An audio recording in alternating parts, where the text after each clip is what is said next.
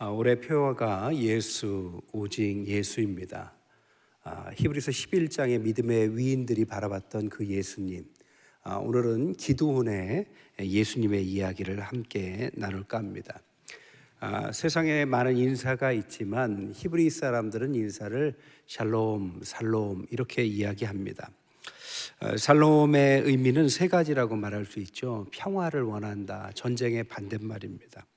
또한 온전하다라는 뜻을 갖고 있어요. 그 세 번째로는 하나님이 함께 하셔서 무질서가 질서가 되는, 어찌 말하면 충만한 은혜, 이런 의미도 갖고 있다고 합니다. 그래서 살롬이라는 것은 흠많은 우리 인생이 하나님의 은혜로 인해서 질서가 잡히고 완전해지고 온전해지는 상태, 이것을 살롬이다 이렇게 말을 합니다. 이 살롬에 대한 이야기가 오늘 기드온의 소명장에 나오죠. 그러니까 살롬, 네가 참 잘 살았으면 좋겠어, 이 정도가 아니라 살롬 이야기하는 이 전제를 보면 기드온이 하나님 앞에 부르심을 받는 이 소명장에 살롬이라는 단어가 나온다는 것입니다. 오늘 이 살롬이라는 단어를 통해서 우리를 돌아보는 시간을 함께 갖기를 원합니다. 첫 번째 샬롬이 뭐냐? 무너진 삶에 대한 하나님의 회복의 약속이다라는 것이죠.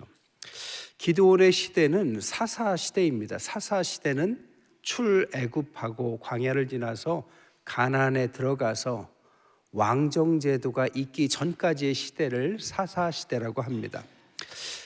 그 시대는 출애굽했던 믿음의 위인들이 함께 했지만 사라져가던 시대죠. 쉽게 말해서 믿음의 선조들, 어르신들이 사라지는 시대다라고 말할 수 있습니다. 믿음의 어른들은 믿음의 모습을 보여주죠.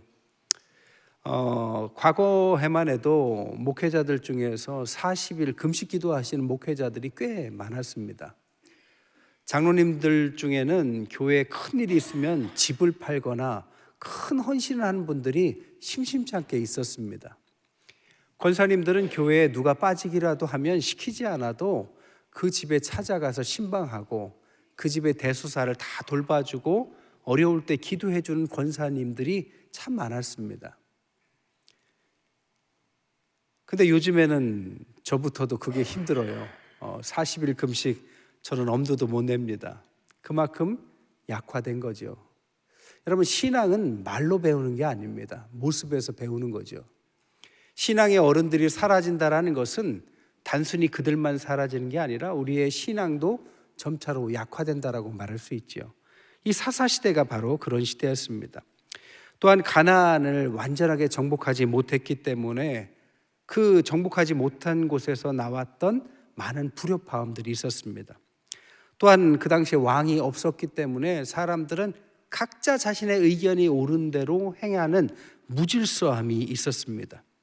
게다가 미디안이라는 오늘날의 사우디아라비아에 해당하는 나라가 이 이스라엘을 때때로 식민지를 만드는 약탈의 시간이 반복됐죠. 한마디로 이 기드온이 있었던 시대는 소망이 없던 시대였습니다. 소망이 없던 시대의 기드온은 젊은이였죠.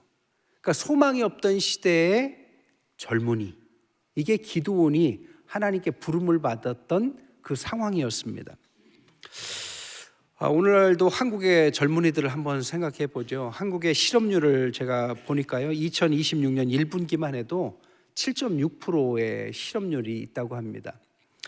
작년 대비 15만 명이 일자리를 잃었대요. 앞으로 더 AI나 이런 것들이 발전을 하면 이제 일자리가 더 줄어들겠죠. 요즘에 젊은이들 중에 유행하는 맵이 하나 있는데 거지 맵이 있대요. 그 거지 맵이 뭐냐면 인터넷에 지도를 보여주는데 가까운 곳에 아주 싼 식당들만 찾아갈 수 있는, 거지같이 아주 싼 식당들만 알려주는 맵이 있다고 합니다. 그만큼 우리가 살아가는 시대는 녹록하지 않고 젊은이들에게는 당연히 힘든 시대죠. 대전만 해도 집값이 많이 올랐지만 서울 아이들 보내보셨어요? 집세가 만만치 않습니다. 거기서 일을 한다 해도 한 달에 집세와 뭐 여러 가지 생활비 하면 100만 원 갖고는 어림도 없어요. 또한 집값 자체도 상승해서 이제는 서울 집값 평균이 15억 가까이 12억이 넘었다고 합니다. 이런 시대에 아이를 못 낳으니까 우리나라 평균 출산율이 올랐다고 하지만 한 명이 안 돼요. 0.85에서 0.99명입니다. 한마디로 이 시대는 불안과 무기력과 우울, 그렇게 말할 수 있는 거죠. 기드온의 시대와 별반 다르지 않는 이 시대. 근데 기드온을 이 어렵고 우울하고 황망하고 불안하고 무기력했던 이 젊은이를 하나님께서 불러냈다는 것입니다. 그리고 뭐라고 말했느냐? 12절에 큰 용사여 이스라엘을 네가 구원해라, 이렇게 소명을 줬다는 거죠. 요즘 MZ세대들에게 하는 농담이 있어요. MZ세대들 젊은이들에게 뭘 시키면 이걸요? 제가요? 왜요? 이렇게 질문한다는 농담이 있습니다. 근데 기드온도 좀 그랬을 것 같아요. 아니, 이런 어려운 시대에 지금 겁쟁이 같은 기드온에게 하나님이 갑자기 네가 큰 용사다, 이 시대를 네가 구원해라, 이렇게 소명을 줬을 때 기드온이 제가요? 왜요? 이런 얼굴을 지었을 것 같아요. 그러나 여러분, 여기에서 우리가 꼭 배워야 할 점이 있습니다. 살롬이라고 말하는 이것, 즉 하나님이 우리를 완전케 하는 것은 어디서 나온다? 소명에서부터 시작된다는 것입니다. 여러분, 하나님이 바라보는 기드온과 기드온 자신이 생각하는 기드온은 완전히 달랐습니다. 하나님은 그를 어떻게 바라봤느냐? 큰 용사다라고 바라봤다는 것입니다. 이 큰 용사다라는 단어가 깃보로 하하일이라는 단어를 쓰는데, 이 하일, 용사라는 단어를 어디서 쓰느냐? 잠언 31장의 가장 지혜의 결정판을 현숙한 여인이라고 하는데, 이 현숙하다는 의미가 하일이라는 동일한 단어를 씁니다. 그러니까 하나님을 경외함으로써 얻는 가장 큰 지혜의 정점에 선 사람이 어찌 말하면 현숙한 여인이고 용사인데, 이 기드온이 바로 그런 존재다. 너는 내가 쓸 하나님의 지혜를 소유한, 하나님을 경외하면서 얻는 지혜의 결정체인 훌륭한 용사다라고 불렀다라는 것입니다.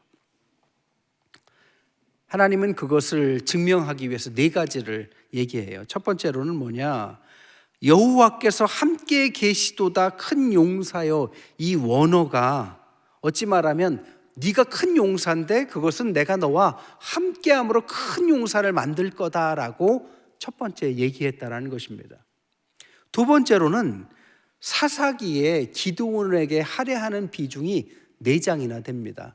사사기가 21장까지 있거든요. 거의 20%에 해당합니다. 삼손도 4장이에요. 그러니까 삼손과 동급인 사람으로 기드온을 선택했다라는 거죠. 그만큼 하나님은 기드온을 큰 비중 있게 바라보고 계시다라는 겁니다. 세 번째로 사사기의 구조가 있어요. 사사기에 여러 사사들이 나오는데 앞에 있는 사사들과 뒤에 있는 사사들이 그냥 배치한 것이 아닙니다. 앞에 있는 사사들은 성공한, 승리하는 사사들입니다. 뒤에 있는 사사들은 좀 부족하거나 실패한 사사들이 많아요. 근데 기드온을 어디에 배치했느냐? 정확하게 가운데 배치했습니다. 그러니까 성공할 수도 있고 실패할 수도 있어요. 하나님은 성공 쪽에 지금 무게를 두시는 거고, 기드온은 실패 쪽에 자신의 무게를 두고 있습니다. 그 중간에 하나님께서 그를 배치해 놓으신 거죠. 또 하나는 기드온과 함께했던 이 300명의 용사가 오늘날 신앙의 소수 정예를 의미한다는 거죠. 영화 300이라는 곳에 보면 이 300명이 괜히 나온 게 아니라 이 기드온의 300용사 때문에 나온 거죠. 호텔 가보시면 서랍을 열면 성경이 한 권 있습니다. 기드온 협회에서 항상 넣어놓는 성경입니다. 그러니까 하나님의 절대적인 말씀을 의지하는 사람의 상징이 기드온과 300용사인데, 기드온이 바로 거기에 해당하니까 하나님은 그에게 정말 큰 기대를 용사라고 믿고 있는 거죠. 그러나 기드온은 자신을 그렇게 바라보지 않았어요. 그는 밀을 포도주 틀에서 타작합니다. 그러니까 숨어서 타작을 해요. 겁쟁인 거죠. 하나님께서 그를 불렀을 때 하나님 정말 저한테 소명 주는 건 맞아요?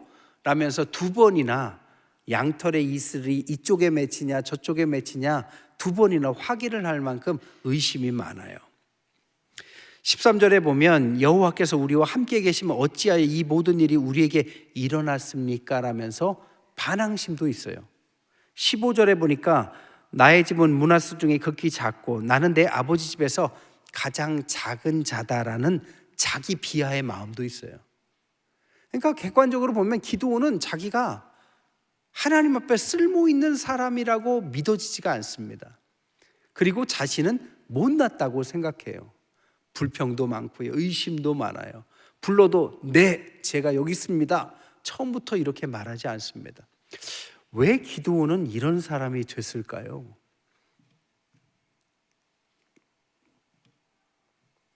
마틴 셀리그먼이 실험을 해봤어요. 두 개의 A그룹과 B그룹에 개를 놓고 둘 다 바닥에 전기를 통하게 했습니다. 전기가 통하면 괴롭잖아요. 둘 다 패널, 누를 수 있는 패널을 설치하고 첫째 A그룹에 있는 개 그룹에서는 패널을 누르면 전기가 끊기게 만들고 B그룹은 그 패널을 눌러도 전기가 안 끊기게 만들었어요.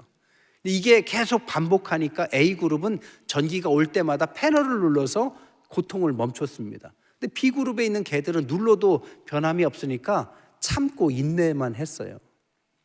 그리고 똑같은 조건을 줬습니다. 이번에는 전기가 통하는 곳에 밖으로 도망칠 수 있는 패널, 그러니까 담장을 얕게 만들어 놓고 전기 실험을 했어요. 누르는 건 없었지만 A그룹에 있는 개들은 금세 도망을 가더라는 겁니다. 고통이 올 때 A그룹은 도망을 가는데 B그룹은 도망갈 수 있음에도 불구하고 참고 고통을 그냥 받아들이더래요. 여기서 나온 말이 뭐냐? 학습된 무력감입니다. 그러니까 포기라는 것이 어느 날 갑자기 일어나는 게 아니라 반복되는 겹쳐진 일들에 의해서 학습이 되고 학습에 따라서 무력감이 생기더라. 들어보셨죠? 학습된 무력감. 서커스도 안에 큰 코끼리가 작은 기둥에 묶어놔도 도망치지 않는 이유는 어렸을 때부터 그게 도망치지 못하게 그것을 연습하다 보니까 자기가 도망칠 수 없다라는 학습된 무력감 때문에 그렇게 됐다라는 것처럼 오늘 기드온이 어느 날 갑자기 이렇게 된 거 아닙니다. 하나님은 그를 훌륭하게 만드셨어요. 용사였어요. 결국 용사가 됩니다. 그러나 시대가 어수선하고 미디안의 약탈과 반복되는 무력한 패배감이 쌓이니까 어떻게 되느냐? 아무것도 할 수 없고 의심도 많고 자기를 비하하고 자기 존재에 대해서 신뢰하지 않는 뭔가 진취적인 젊은이가 아니라 시대에 그냥 나는 왜 이렇게 태어났나 싶은 무력한 젊은이로 격화됐다라는 거죠. 그때 하나님이 뭐라고요? 넌 왜 그 모양이냐? 라고 야단치지 않았다라는 것입니다. 아유, 너는 그렇게 됐으니 너는 쓸모가 없구나, 실망이야, 이러지 않았다라는 겁니다. 하나님은 어떻게 하셨느냐? 불러냈다라는 겁니다. 그의 생각과 다르게 너는 큰 용사야. 내가 너를 그렇게 만들었어. 그리고 이 땅을 구원해. 이렇게 만들었다는 거죠. 여러분, 신앙이 뭘까요? 뭐 많은 말로 정의할 수 있겠지만 전 이렇게 생각합니다. 하나님이 만드신 나와 내가 생각하는 나 사이에 갭이 있고 그 속에 갈등이 일어날 수 있지만 결과적으로 하나님을 신뢰해서 하나님이 만드신 나를 찾는 것, 전 이게 신앙이라고 생각해요. 오늘 기드온은 바로 그렇게 믿게 된 것입니다. 그러면 어떻게 하나님이 만드신 나까지, 하나님이 기대하는 관점에서의 큰 용사까지 겁쟁이 기드온이 갈 수 있었을까? 방법이 나와요. 그게 뭐냐? 16절에 이 방법은 간단합니다. 내가 너와 함께 하겠다. 너무 흔한 말인가요? 하나님이 기대하는 나와 나의 모습과의 격차를 해소하는 방법은 뭐냐? 인내해라. 한번 해봐라, 노력해라가 아니라 내가 너랑 함께 해주겠다. 여기서 신앙이 나오는 것입니다. 여러분, 함께라는 말 너무 흔한 말이죠. 근데 함께라는 말처럼 대단한 말도 없습니다.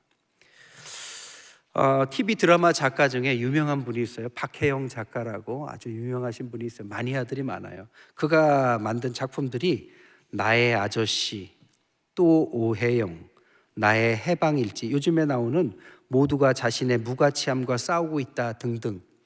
좋아하시는 분들은 아주 마니아가 될 만큼 특별한 작가입니다. 근데 이분의 작품은 다 소재가 다르지만 줄거리는 비슷해요. 제가 볼 때 어떤 내용이냐, 사회적인 낙오자이자 실패자가 나와요. 그리고 그 사람이 하는 짓은 누가 봐도 꼴불견이고 누가 봐도 실패자고 누가 봐도 낙오자 맞습니다. 사람들이 그래서 그를 싫어해요. 그는 실패자라는 손가락질을 받습니다.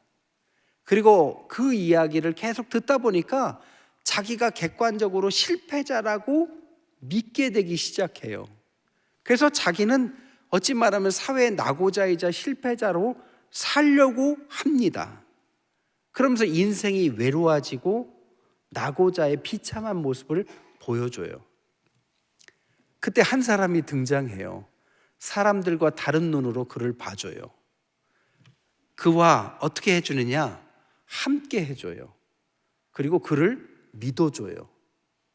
그런데 그 믿음이, 함께 해줌이 그 사람을 구원해내는 이야기, 제가 볼 때 비슷합니다.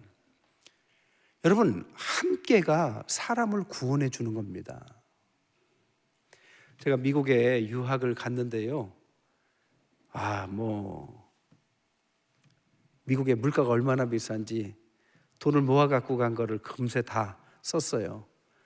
생활을 해야 되는데 4인 가족이 생활하기가 너무 힘들고 어려운 시기입니다. 그때 미국에 먼저 가시는 아는 집사님이 한 분 계셨는데 그 집사님이 저의 사정을 어떻게 들었어요. 그 집사님도 넉넉한 형편은 아니었는데 저에게 연락이 왔어요. 자기 집 근처로 이사 오시라고. 그래서 그분이 좋은 집, 그러니까 제 형편에 맞춰서 집을 구해줬지만 참 가격치고는 지역도 좋고 집도 상태도 괜찮은 집을 발품을 팔아서 얻어줬습니다. 물론 집세는 제가 냈지만 그런 노고를 해줬어요. 그리고 제가 직장이 없으니까 자기가 일하는데 일자리를 하나 만들어가지고 저는 공부하고요, 저희 집사람이 가서 일할 수 있도록 일자리도 만들어줬어요. 그때 저희가 차가 없었거든요. 그러니까 그 집사님이 자기 타러 태워서 이렇게 왔다 갔다 라이드 해주다가 나중에는 안 되겠다 싶은지 자기 차를 헐값에 저한테 줬어요. 그래서 어려운 시기를 잘 넘겼습니다. 여러분, 쉬운 것 같아요? 안 쉬워요. 나 살기도 힘들어요. 그러나 함께라는 것이 어려움에 처한 사람에게는 얼마나 소중한지 몰라요. 그냥 함께 얘기하고 차 한잔 마시라는 얘기가 아닙니다. 하나님의 함께는 우리 인간이 할 수 있는 함께보다 훨씬 더 대단한 함께입니다. 하나님이 함께 하심으로써 사람을 구원해내요. 근데 그 사람만 구원해내는 게 아니에요. 그의 가족도, 그의 민족도, 세계도 구원해내요. 요셉이 하나님과 함께 했다는 말을 가볍게 여기지 마세요. 12제자를 예수님께서 함께 했다는 말은 그들과 함께 하면서 하나님이 그들을 구원하고 그들의 가족을 구원하고 민족과 세계를 구원하는 구원의 역사가 일어나는 것입니다. 그러면 하나님의 함께의 방법은 뭘까요? 사람처럼 함께 옆에 계실 수 없지 않습니까? 그럼 어떻게 하나님은 함께 할까요? 하나님의 함께하는 방법은 3가지 단계를 거칩니다. 첫 번째로는 하나님이 함께 하시기 위해서 나를 비워내요. 내가 너무 가득하면 하나님 함께 할 수 없습니다. 두 번째로는 나를 하나님께 맡기도록 상황을 만들어줘요. 그리고 세 번째로는 나를 비워내고 하나님께 의지하기 시작하면 하나님이 거기를 채워줘요. 이게 하나님이 함께하는 프로세스입니다. 항상 그래요. 오늘 기도원도 마찬가지입니다. 내가 너를 용사로 불렀고 못난 의심 많은 겁쟁이가 아니라 하나님의 용사고 이 시대를 구원할 자로 내가 너와 함께 해주겠다라고 하면서 어떻게 하십니까? 전쟁의 그를 앞세웁니다. 사사로서. 그런데 사람들을 모아봤더니 3만 2천 명이 모였어요. 아니 3만 2천 명 미디안에 비해서 이 숫자가 부족합니다. 근데 하나님 어떻게 합니까? 거기에 3만 2천 명을 10,000명으로 만들어버리죠. 10,000명을 우리가 아시다시피 300명으로 줄여버립니다. 아니 지금 이기려면 숫자가 3만 2천 명이 아니라 한 30만 명이 돼도 부족할 판에 왜 자꾸 숫자를 줄여갈까요? 비워내는 것입니다. 비워내야 의지하고 의지해야 채워지는 것입니다.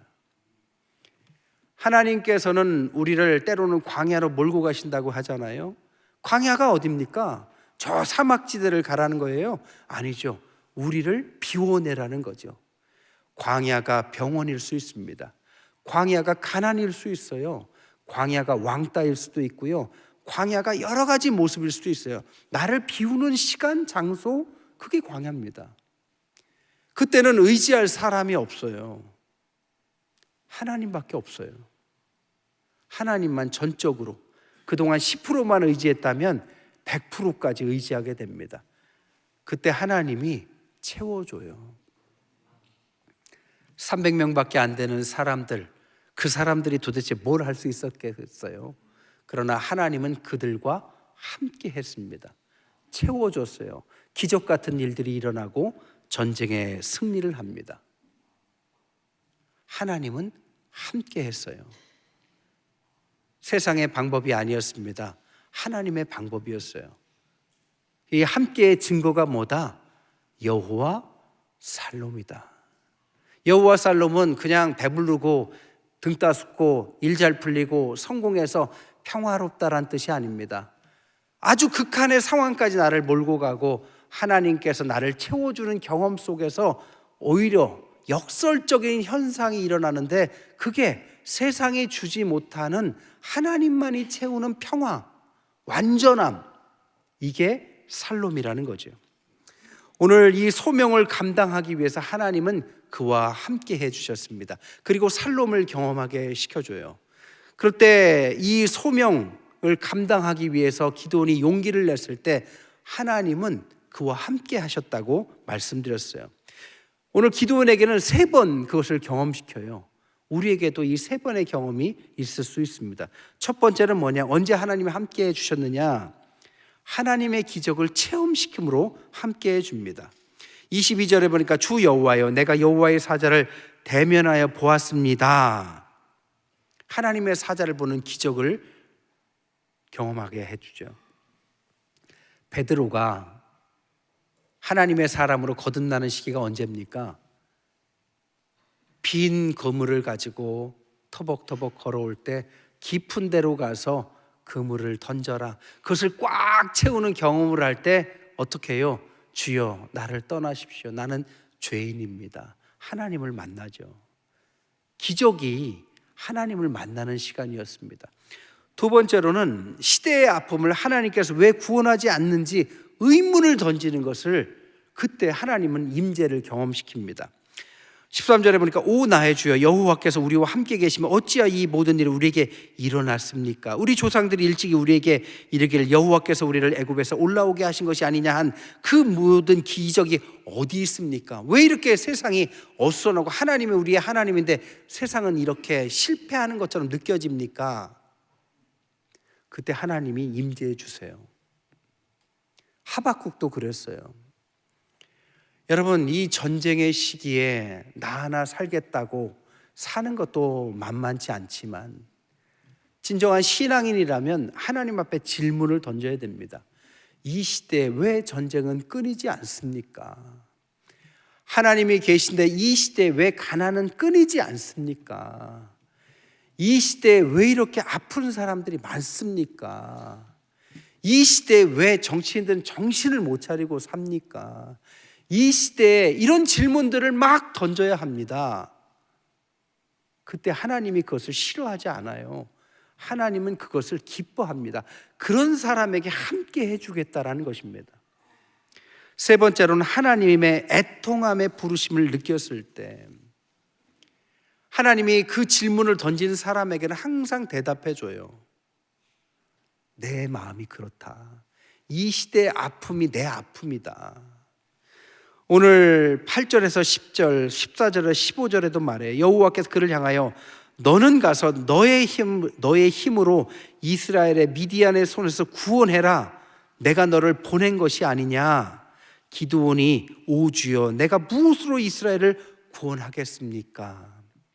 이사야가 그러죠. 하나님이 이 땅의 아픔을 이야기할 때 주여 저를 보내주옵소서. 제가 여기 있습니다. 그때 하나님이 그를 만나주시고 힘을 주셨습니다. 말씀을 정리할게요. 소명이 뭘까요? 살롬은 뭘까요? 전혀 상관없는 것 같지만 하나님의 소명과 살롬은 연결되어 있습니다.